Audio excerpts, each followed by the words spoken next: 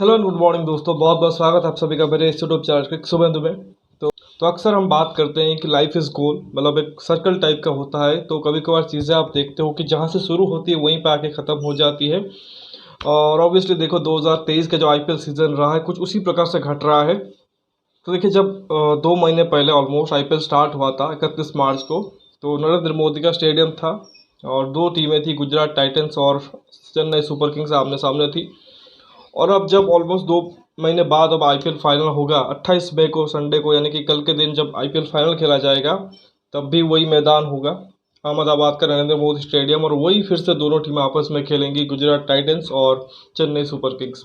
तो बेसिकली जो क्वालीफायर 2 कल खेला गया था उस पर आप देखो मुंबई इंडियंस और गुजरात टाइटंस जो कि आमने सामने थे, बट मुंबई इंडियंस को हार्ट ब्रेक का सामना करना पड़ा है। मतलब जो इतना अच्छा एफर्ट इन्होंने इस साल दिखाया था, मतलब पूरी टीम एक तरीके से, मतलब आप बोलोगे कि स्ट्रॉन्ग टीम नहीं थी। बॉलिंग लाइनअप बहुत ही कमज़ोर था।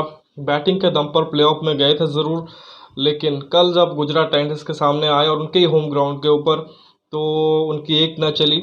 और शुभमन गिल जो कि एक कह सकते हैं कि एक नया सितारा इंडियन क्रिकेट टीम में, इनफैक्ट वर्ल्ड क्रिकेट में, जो और बार बार जिसे हम द प्रिंस के नाम से बुलाते हैं, कि टाइम था जब हमने सचिन तेंदुलकर को इंडिया के लिए खेलते देखा, उसके बाद हमने उनके सक्सेसर के तौर पर विराट कोहली को देखा। और अब वक्त शायद आ गया है कि विराट कोहली, हालांकि अभी भी विराट कोहली भी चल रहे हैं इंडियन क्रिकेट टीम के लिए, लेकिन उनके साथ भी उनके बाद के लिए एक और प्लेयर जो कि हो सकता है अगले कुछ 10-15 साल के लिए इंडियन क्रिकेट को आगे लेके जाए, वो है शुभमन गिल। तीसरा उन्होंने शतक जड़ा है आईपीएल 2023 में, और 850 से भी ज़्यादा शायद उन्होंने रन बना लिए हैं। तो कल जो उन्होंने पारी खेली, शतक जड़ा है, बिना बार मुंबई के फैंस हो गए, इनफैक्ट क्रिकेट के फैंस होंगे, उससे आप एक तरीके से कहोगे कि उससे स्पेशल इनिंग शायद आप देखोगे कि आईपीएल प्लेऑफ में किसी ने खेला होगा। और इनफैक्ट 2014 की याद आ गई, जहाँ पे आई थिंक सीएसके और पंजाब का मैच था क्वालीफायर 2 में, जहाँ पे वीरेंद्र सहवाग ने कुछ इसी प्रकार की इनिंग्स खेली थी और लगभग इसी प्रकार से मैच चला था। 230-35 के आसपास वहाँ पे भी रन बने थे। और बाद में सीएसके की तरफ से हालांकि एक लूजिंग कॉज में एक one of the finest innings आई थी सुरेश रैना की, आई थिंक 25 बॉल 87 जो उनकी थी, पावर प्ले के अंदर अंदर ही मार दिया था। तो वो मतलब एक मेमोरेबल इनिंग्स रहे सुरेश रैना की, बट वो लूजिंग कॉज में आई थी। तो उसी प्रकार का एक तरह से मैच याद आ गया, क्योंकि यहाँ पे भी देखो 232 बनाए थे आई थिंक गुजरात ने, और 232 या 33 बनाया था। उसके बाद देखो कि रन चेज में मुंबई, बीच में जब एक मिडिल फेज में सूर्य कुमार यादव और कैमरन ग्रीन बैटिंग कर रहे थे, तब थोड़ी देर के लिए लगा कि हाँ मुंबई गेम में है और डीप लेके चलते हैं मैच को, तो शायद मुंबई इंडियंस से मैच निकाल पाए, एक ऐतिहासिक रन चेज कंप्लीट कर पाए। बट वहीं पे गुजरात टाइटंस के जो गेंदबाज हैं उनकी क्लास दिखी। जो पर्पल कैप के लिस्ट है उसमें टॉप 3 जो कि है वो गुजरात के गेंदबाज है, उससे समझ सकते हो कि कितनी ज़बरदस्त उनकी बॉलिंग लाइनअप है और कितने अच्छे फॉर्म में है। तो उन्होंने वो चीज़ करने नहीं दी मुंबई को, और बहुत ही आई थिंक ईजिली शायद 62 रनों से मैच जीता है। बहुत एक इजी गेम जीता है और फाइनल में प्रवेश कर लिया है। तो जो थोड़ा सा हल्का सा उनको झटका लगा था क्वालीफायर 1 में सीएसके के अगेंस्ट, वो एक तरह से कहेंगे उन्होंने उसको पीछे छोड़ते हुए क्वालीफायर 2 में अपना ए गेम जो कि वो दिखाया, और अपने होम ग्राउंड के अंदर उन्होंने मुंबई इंडियंस जो कि मतलब ठीक है, अभी बोल सकते हो कि यंग टीम अभी बनी हुई है, प्लेयर जो काफ़ी सारे प्लेयर रिसेंट टीम में आए हैं मेगा ऑक्शन के बाद, टीम तो पुरानी है, मतलब 5 टाइम चैंपियंस है। और जो हमने देखा था कि एलिमिनेटर मैच में जिस तरह से उन्होंने लखनऊ को पिछाड़ा था, उससे साफ साफ दिख रहा था कि मुंबई इंडियंस भी स्ट्रॉन्ग मतलब दिख रही है और आसान नहीं होने वाला था गुजरात के लिए। बट आई थिंक जो शुभमन गिल की इनिंग्स थी, और इनफैक्ट कहोगे जो पहले इनिंग्स में गुजरात ने बैटिंग की थी, उसी ने एक तरीके से बैकफुट के मुंबई को धकेल दिया था। बाद में सिर्फ यही था कि कितना हद तक मुंबई कोशिश कर सकती है। तो खैर इन डिटेल मैच के बारे में बात करेंगे, लेकिन आई थिंक थोड़ा सा उससे पहले मैं फाइनल के बारे में बात करूंगा। आप देखो कि जब आईपीएल स्टार्ट नहीं हुआ था, एक वीडियो बहुत ज़्यादा वायरल हो रहा था featuring Hardik Pandya and M S Dhoni, हालांकि असली वाले नहीं थे वो, जो आप देखा होगा कि थोड़े से नकली वाले हार्दिक पांड्या और एम एस धोनी की जो वीडियो वायरल हो रही थी। तो उसमें आप देखो कि जो हार्दिक पांड्या का रोल कर रहे होते हैं, बोलते हैं कि देखना माई भाई, इस बार का जो आईपीएल होगा उसका फाइनल गुजरात और चेन्नई के बीच होगा, और उसमें हम मतलब गुजरात चेन्नई को हराएगी और ट्रॉफी उठाएगी। तो उसमें जो एम एस धोनी का रोल प्ले कर रहे होते हैं वो बोलते हैं कि ये जो आईपीएल होगा तो इस बार मेरा आखिरी आईपीएल होगा। तो उसके बाद आप देखोगे ऑब्वियसली हार्दिक पांड्या थोड़े से इमोशनल हो जाते हैं, बोलते हैं कि मैं भाई आपके बगैर आईपीएल कैसे होगा। तो मतलब वो चीज़ ना काफ़ी हद तक मतलब ऑलमोस्ट लग रहा है कि उसी तरीके से सेटअप हो रहा है। वही मैदान है। गुजरात चेन्नई एक बार फिर से फाइनल में आ गए हैं। हार्दिक पांड्या के सामने MS धोनी है। हालांकि ये पता नहीं कि क्या वाकई माई वाई की टीम को हार्दिक पांड्या हरा पाएंगे कि नहीं, या MS धोनी का ये आखिरी साल होगा। मतलब क्रिकेट पे कुछ भी हो सकता है। मतलब चेन्नई भी जीत सकती है, गुजरात भी जीत सकती है। ये भी एग्जैक्टली भी पता नहीं है कि MS धोनी का क्या वाकई आखिरी सीज़न है, क्योंकि उन्होंने पिछले मैच में बोला था कि अभी 8-9 महीने हैं मेरे पास डिसाइड करने में, तो अभी उतना जल्दबाजी करने की ज़रूरत है नहीं। तो खैर वो सब बाद में देखेंगे कि कल जब फाइनल होगा। ऑब्वियसली देखो कि कल जब क्वालीफायर 2 हुआ था तो बहुत बड़ा ग्राउंड है, ऑब्वियसली वर्ल्ड का सबसे बड़ा स्टेडियम है नरेंद्र मोदी स्टेडियम। उसमें अराउंड 79 के आसपास क्राउड आया था, 79,000 के आसपास। तो कल तो आप देखो कि लाखों के तादाद में क्राउड आएगा। और आई थिंक सपोर्ट के मामले तो आई डोंट थिंक कि CSK को कोई पछाड़ सकता है, भले ही वो गुजरात का होम ग्राउंड होगा, बट CSK का सपोर्ट ज़्यादा रहेगा। और ऑब्वियसली फैंस, जितने भी फैंस है वो चाहेंगे, मतलब चेन्नई के, नॉट जस्ट की चेन्नई के, बाकी के दूसरे टीमों के भी फैन वो कहीं ना कहीं चाहेंगे, क्योंकि पता नहीं MS धोनी का कि कभी भी वो हो सकता है कि यहाँ से 2 महीने बाद वो उनका एक जस्ट इंस्टाग्राम या ट्विटर पे एक थोड़ा सा एक मैसेज आ जाए कि जिस तरह से उन्होंने 2020 अगस्त 15 को उन्होंने किया था कि कंसिडर में रिटायर फ्रॉम 7:29 या कुछ उसी प्रकार का था। तो उस प्रकार से भी आ सकता है।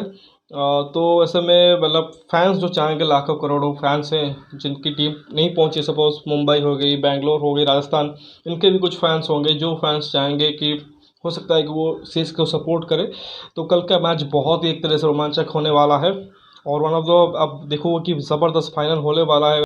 और अगर पिछले कुछ आप सीज़न देखोगे तो उतने मतलब बड़े फाइनल्स नहीं हुए हैं। इवन 2020 देखो, मुंबई इंडियंस जो ऑलरेडी इतनी चैंपियन टीम थी, उनके सामने थे दिल्ली कैपिटल्स।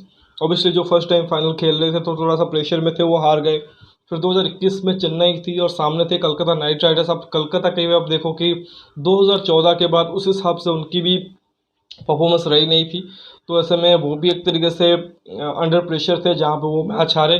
पिछला सीजन अगर आप देखो, राजस्थान रॉयल्स 2008 इनागुरल एडिशन के बाद पहली दफ़ा वो क्वालिफाई किए थे फाइनल के लिए 2022 में आके। और वो अब देखो दोनों एक तरीके से क्वालिफायर 1 हारे, फिर क्वालिफायर 2 जीत के फाइनल में गए, और फाइनल में भी उनको गुजरात ने हराया। इनफैक्ट शायद चारों दफ़ा ही हराया था उनको उस सीज़न में गुजरात ने राजस्थान को। लेकिन इस बार देखो गुजरात के सामने चेन्नई सुपर किंग होगी। हालांकि अगर आप मैन टू मैन मार्किंग करेंगे या थोड़ा सा अगर दोनों टीमों को देखोगे तो शायद आप यही पाओगे कि गुजरात थोड़ा सा बेहतर है। इनफैक्ट थोड़ा नहीं, बहुत बेहतर होगा, क्योंकि उनकी अगर आप बॉलिंग देखो, जिस तरह से उनकी ऑलराउंड बॉलिंग है, तीन, जैसे मैंने कहा कि राशिद खान, मोहम्मद शमी और मोहित शर्मा, वो तीनों पर्पल के आपके लिस्ट में टॉप 3 में है। आई थिंक 28 मोहम्मद शमी के पास है, 27-26 के करीब राशिद, और 24 विकेट शायद मोहित शर्मा के पास है। तो तीनों बढ़िया कर रहे हैं। उसके अलावा जो उनके पास बॉलर हैं, हार्दिक पांड्या खुद बॉल डालते हैं। आई थिंक पिछले मैच में उन्होंने जो क्वालीफायर 2 हुआ है उसमें नई बॉल से बॉल डाली है। फिर नूर अहमद अगेन एक बहुत ही क्वालिटी स्पिनर हैं। और एक और गेंदबाज आई थिंक चौसा लिटिल को उन्होंने खिलाया था कल। तो वो सब भी आपको दिखेंगे। साथ में बैटिंग में आप देखो, Shubman Gill I think single handedly उस बैटिंग लाइनअप पे आप देखो कि बहुत ज़्यादा काम कर रहे हैं। बाकी एक एरिया है जहाँ पे शायद अगर आप लूप होल कहीं पे ढूंढना चाहोगे, वो है कि अगर शुभमन गिल नहीं चले, जैसा कि चेन्नई वाले मैच में हुआ था, जब चेपॉक में मैच हुआ था, शुभमन गिल ने रन ज़रूर बनाया था, बट वो बड़ी पारी नहीं आई थी 70-80 वाली, और थोड़ा सा फंस भी रहे थे क्योंकि स्ट्राइक रेट उस हिसाब से नहीं था। तो उस वजह से आप देखो बैटिंग लाइनअप एक तरीके से वहाँ पे कोलैप्स हो गया था। मतलब वो जो टोटल था 170-75 के आसपास का, वो चेस नहीं कर पाया था।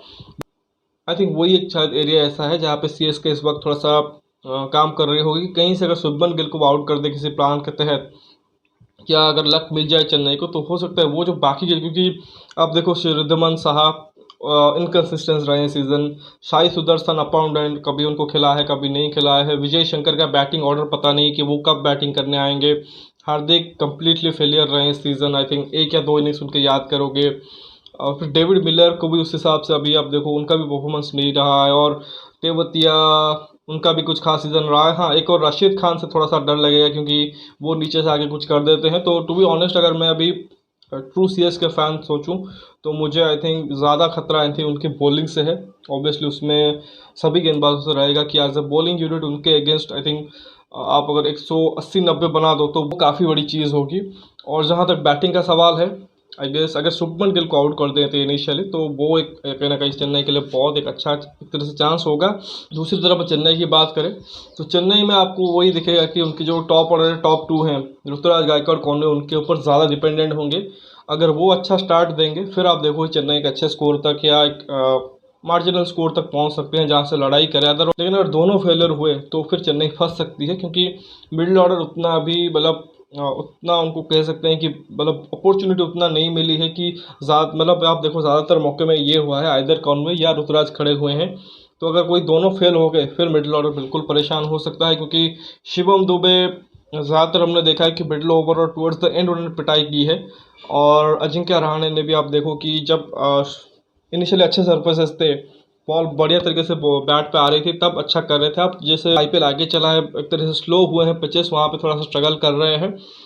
और बाकी बॉलिंग वाइज भी आप देखोगे कि मतलब समहाउ एम एस धोनी उस बॉलिंग लाइनअप को मैनेज कर रहे हैं और उन्होंने स्टेप अप भी ज़रूर किया है। लेकिन एक बड़े मैच के ऊपर बड़े दिन के ऊपर आसान नहीं होगा कि इतनी अच्छी टीम के सामने इतनी अच्छी बैटिंग लाइनअप के अगेंस्ट एग्जीक्यूट करना। और it will be all depend on M S Dhoni, ये कम्प्लीटली डिपेंड करेगा एम एस धोनी के ऊपर। It will totally depend on M S Dhoni how he take this team forward. तो वो भी एक कहीं ना कहीं एक तरीके से चैलेंज होगा जो प्लेयरों के लिए कि बड़े मैच के ऊपर परफॉर्म करना, क्योंकि बड़ी तो सीएसके भी टीम है। लेकिन हम जैसा कि देखा कि मुंबई की भी टीम बड़ी थी, एलिमिनेटर जीत के आई थी। लेकिन जब प्रेशर आया सामने वाली टीम ने इतना अच्छा कर दिया फिर आप दबाव में आ गए। तो वही चीज़ है। आई विल होप कि मतलब एक आंकड़ा है आई थिंक 123 के आसपास, अगर वो अचीव कर लेते हैं शुभमन गिल, मतलब एक और शतक 123 रन मार देते हैं तो वो जो विराट कोहली का 2016 का रिकॉर्ड है 973 रन का उसे तोड़ सकते हैं। बट आई होप कि वो उनसे 123 का 23 रन पे अगर आउट हो जाए तब भी वो आई थिंक खुश हो जाएंगे। तो खैर देखते हैं फाइनल के दिन क्या होगा। लेकिन बाकी इस मैच के बारे में जो कल हुआ है उसके बारे में चर्चा करना ज़रूरी है, क्योंकि दो बड़ी फ्रेंचाइजी खेल रही थी। Obviously Gujarat Titans defending champions पिछले सीज़न में ही आए थे, पहले ही सीज़न में चैंपियन बन गए थे। और ऑब्वियसली अभी तक जो उन्होंने बहुत अच्छा क्रिकेट खेला है आई थिंक उस वजह से आप देखो कि कितनी बैलेंस साइड लग रही है। उसी वजह से सभी ने एक्सपेक्ट किया था कि ये तो ज़रूर एक टीम होगी जो फाइनल में जाएगी। दूसरी तरफ थी Mumbai Indians, obviously champion team है। पिछले दो सीज़न में आप देखो 2021 2022 उस हिसाब से नहीं गए थे, तो उम्मीद कर रहे थे कि 2023 बेहतर हो। बट वहाँ पे भी आप देखो इनिशियली उस हिसाब से परफॉर्मेंस नहीं आया। और इनफैक्ट आप देखो जो प्लेयर्स इंजर्ड हुए, चाहे बुमराह हो, जोफ्रा आर्चर, मतलब 3-4 मैचेस के बाद वो भी इंजरी होकर वापस चले गए।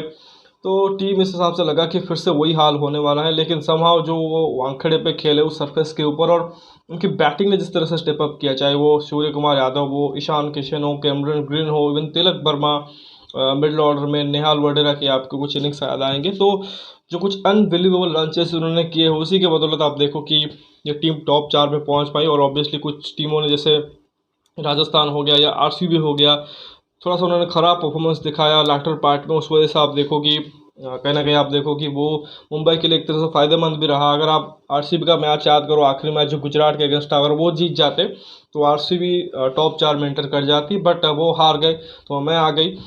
और एमआई ने भी जो चैंपियन वाला एक तरह से स्वैग है वो भी दिखाया था एलएसजी के अगेंस्ट, जब उन्होंने इतने बड़े मार्जिन से 81 रन से उनको हराया था, तो वो उन्होंने खास चीज़ दिखा भी दी थी। लेकिन यहाँ पे क्या हो गया कि वो टॉस भी जीता शायद गुजरात के अगेंस्ट, उनको कहा गया पहले बैटिंग करिए और वहाँ पे आई थिंक गुजरात ने उनको बैटिंग से एक तरह से बाहर कर दिया। आई थिंक शुभमन गिल की जो इनिंग्स थी आई थिंक वो प्योर एक तरीके से क्लास थी देखने के लिए। और मतलब आप उसको एक्सप्लेन ही नहीं कर सकते कि कितना अच्छा उन्होंने खेला है। मतलब ये जो उनका स्टेडियम है नरेंद्र मोदी स्टेडियम, कुछ जो उनका होम ग्राउंड है उनके लिए कुछ खास रहा है। यहीं पे आई थिंक काफ़ी सारे जो उन्होंने शतक जड़े तो यहीं पे आए हैं। और जिस तरह से उन्होंने कल एक तरह से मुंबई इंडियंस के बॉलिंग को मारा है, ऑब्वियसली देखो कि 101 ऑल आउट करके आए थे लखनऊ को, बट यहाँ पे आई थिंक 100 मतलब उससे ज़्यादा रन तो एक तरह से शुभमन गिल ने ही कर दिए हैं।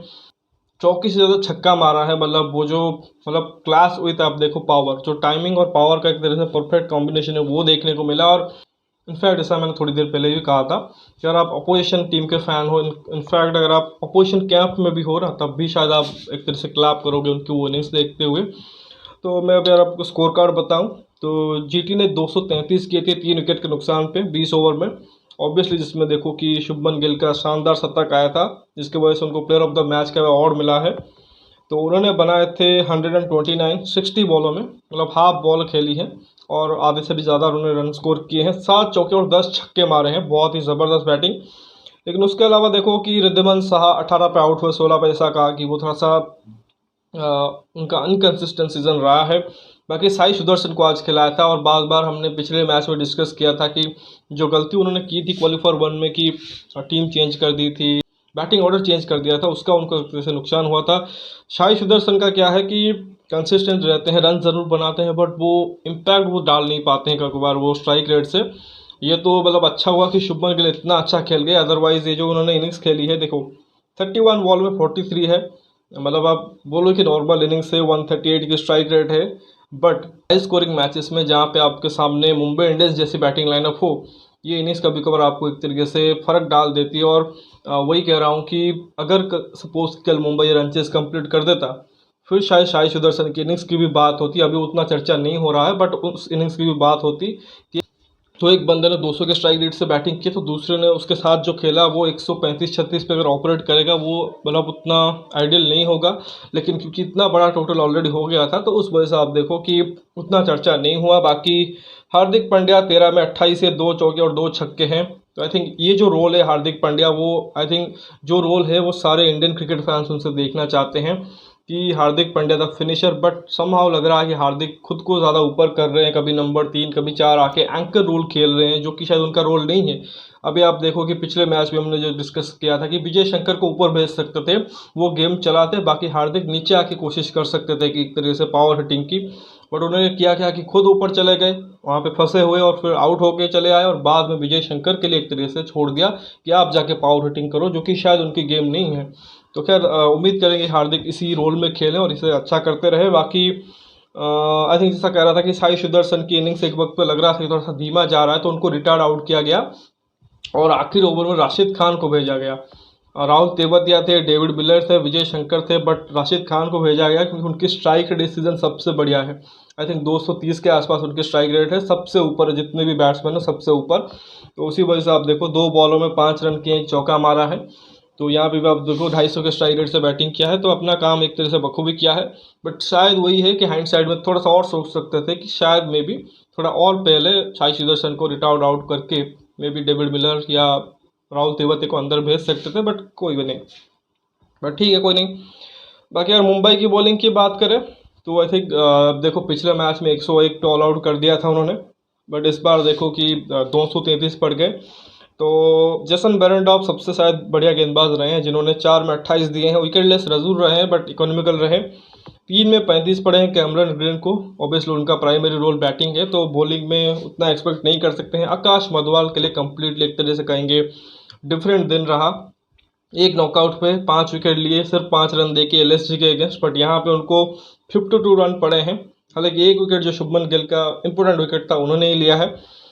बाकी 4 में 56 क्रिस जॉर्डन को पड़े, और ये बिल्कुल ही मतलब एक जो डिसीजन शायद मुझे लगता है सबसे ख़राब बार बार लग रहा है कि मुंबई इंडियंस का, क्रिस जॉर्डन को लगातार खिला रहे हैं। माना कि वो T20 स्पेशलिस्ट है, अच्छे गेंदबाजी करते हैं, लेकिन हमेशा से वो रन लीक करते हैं। ये चीज़ हमने आरसीबी के साथ भी देखा, ये चीज़ हमने जब वो सीएसके में थे तब भी हमने देखा है, और यही चीज़ आप देखो कि अब मुंबई इंडियंस बार बार गलती कर रही है। एक राइले मेरेडिथ करके बॉलर है, मे बी आप उनको खिला लीजिए, या फिर आप किसी इंडियन ऑप्शन के पास ही चले जाइए। मे बी अरशद खान को आप इनिशियली खिला रहे थे, या फिर अर्जुन तेंदुलकर को कोई खिला दीजिए, और कोशिश कीजिए कि कोई फॉरेन बैट्समैन ऊपर खिला दे, बट वो भी नहीं दिखा। तो उनको 4 में 56 पड़े हैं, 3 में 45 पड़े हैं पीयूष चावला को, और एक विकेट उन्होंने भी लिया है। मतलब फिर भी आप कहोगे अच्छे स्पेल डाले हैं इस पूरे के पूरे टूर्नामेंट में। एक आधा दिन खराब आता है, और ऑब्वियसली शुभमन गिल जिस फॉर्म में है उन्होंने बढ़िया पिक किया पीयूष चावला को। बाकी 2 में 15 पड़े हैं कुमार कार्तिकेय को, बट हो सकता है कि उनको एक आधा ओवर और करा देते, बट वो भी नहीं हुआ है। तो ओवरऑल कहेंगे खराब performance by Mumbai Indians with the ball. Specially अगर आप देखो कि जो डेथ बॉलिंग हुई उसमें बहुत ज़्यादा पिटाई हुई, इनफैक्ट मिडिल फेज में भी शुभमन गिल ने ठीक ठाक पिटाई की है। बाकी जब रन चेस की बारी आई देखो, तो एक झटका लग गया था ऑलरेडी मुंबई को फील्ड करते हुए कि ईशान किशन को शायद जो क्रिस जॉर्डन का शायद आपस में टकरा गए थे, और उनका शायद जो एल्बो है वो लगा था उनके आँख पे, उसी वजह से शायद वो इंजर्ड हो गए थे। और उनके मतलब पता नहीं उसको कंकशन बोलेंगे या क्या, बट और उनको रिप्लेस किया था कंकशन शॉप के रूप में विष्णु विनोद ने, विकेट कीपर बैट्समैन। तो उसी वजह से देखो कि यहाँ पे नेहाल वडेरा ओपन करने आए, अभी शायद इम्पैक्ट प्लेयर आए होंगे, तो नेहाल वडेरा को ओपन करने भेजा गया रोहित के साथ, बस दोनों ही फेल हुए। नेहाल वडेरा है 4 रन 3 बॉलों में, और रोहित शर्मा 8 रन है 7 बॉलों में, दोनों ने एक एक चौका मारा है, लेकिन दोनों को ही मोहम्मद शमी ने आउट किया है। तो जो नई बॉल से लगातार मोहम्मद शमी काम करते आए हैं, विकेट लेते आए हैं, इस बार भी उन्होंने किया, दोनों ही जो उनके सलामी जोड़ी थी उनको वापस भेज दिया है। लेकिन बीच में जैसा कहा कि सूर्य कुमार यादव, तिलक वर्मा और कैमरन ग्रीन ये तीनों खेलने आए हैं, और इन तीनों ने एक तरीके से एक उम्मीद जगाई है। आप देखो कि कैमरन ग्रीन 20 में 30 है, 2 चौके 2 छक्के मारे हैं। फिर तिलक वर्मा का आप देखो 14 में 43 है, 5 चौके और 3 छक्के, 307 का स्ट्राइक रेट है, मतलब अलग ही मूड में आ जाए थे। और सूर्य कुमार यादव भी 38 बॉलों में 61 है, 7 चौके और 2 छक्के। तो ये जो अगर आप देखो, ये तीनों कंसिस्टेंट रहे हैं इस सीज़न में, अच्छा बैटिंग किया है। इनके साथ अगर ईशान किशन की भी थोड़ा सा बैटिंग उनको मिल जाती तो शायद और थोड़ा कह सकते हैं बेहतर होता। बट ये तीनों जब तक खेल रहे थे, मतलब पार्टनरशिप हो रही थी, अच्छे रन, मतलब अच्छे स्पीड से रन भी आ रहे थे, और लग रहा था कि मुंबई गेम में है। But the moment Surya Kumar Yadav out होते हैं, मोहित शर्मा उनको आउट करते हैं। जो उनका फेवरेट शॉट भी आप देखो, स्कूप शॉट खेलते हैं फाइन लेग के ऊपर से, उसी शॉट खेलते हुए बोल्ड हुए, मोहित शर्मा उनको आउट किया, और उसके बाद फिर देखो एकदम से मुंबई एक तरह से इस गेम से बाहर हो गई। हालांकि टिम डेविड, उनसे बहुत ज़्यादा उम्मीद थी इस सीज़न पे, बट वो 1-2 मैच आपको याद आएंगे इनिशियली भी, जो आई थिंक एक राजस्थान वाला मैच जिसमें उन्होंने 3 बॉल में 3 छक्के मारे थे, एक आधा और मैच याद आएगा। उसके अलावा कंप्लीटली फेलियर रहे हैं, सिर्फ 2 रन बना पाए हैं। विष्णु विनोद भी जो ईशान किशन की जगह पे आए थे, उन्होंने सिर्फ 5 रन किए हैं, और नीचे कुछ खास नहीं है। और उसमें आप देखो 171 पे ऑल आउट हो गए हैं, और अभी तो आप देखो 10 बॉल बाकी थे। और वही बता रहा था कि एक वक्त पे आप देखो, वक्त पे 155 पे जो 5वां विकेट गिरा है, उस वक्त सूर्य कुमार यादव आउट हुआ, और तब शायद लग रहा था कि गेम जो कि सूर्य कुमार यादव है, फिर टिम डेविड को आना है, हो सकता है मैच निकाल के ले जाए। मुश्किल होता, बट हो सकता है कि एक भरोसा रहता। बट वहाँ पे जब सूर्य कुमार यादव आउट हुआ है, कंप्लीटली एमआई गेम से बाहर हो गई है। बाकी अगर गुजरात की बॉलिंग की बात करें, आज यूजुअल बहुत अच्छा करते हैं। मोहम्मद शमी 3 में 41 पड़े हैं, 2 आउट किए हैं। हालांकि इसमें आप देखो कि जब पावर प्ले में आप बॉलिंग करते हो तो विकेट भी लेते हो, लेकिन महंगे भी साबित हो सकते हो कि एक ओवर अगर ख़राब चला गया। इनका भी वही हुआ है शायद, तिलक वर्मा ने एक ओवर में उनको आई थिंक 23 या 24 मार दिए थे, उसी वजह से आपको स्पेल ख़राब दिखेगा। बट जो काम उनको करना था, 2 विकेट लेके दे दिए हैं। 2 में 24 पड़े हैं हार्दिक पांड्या को, महंगे ज़रूर साबित हुए हैं, लेकिन अच्छा लगा कि बॉलिंग किया है अच्छे शाइन से।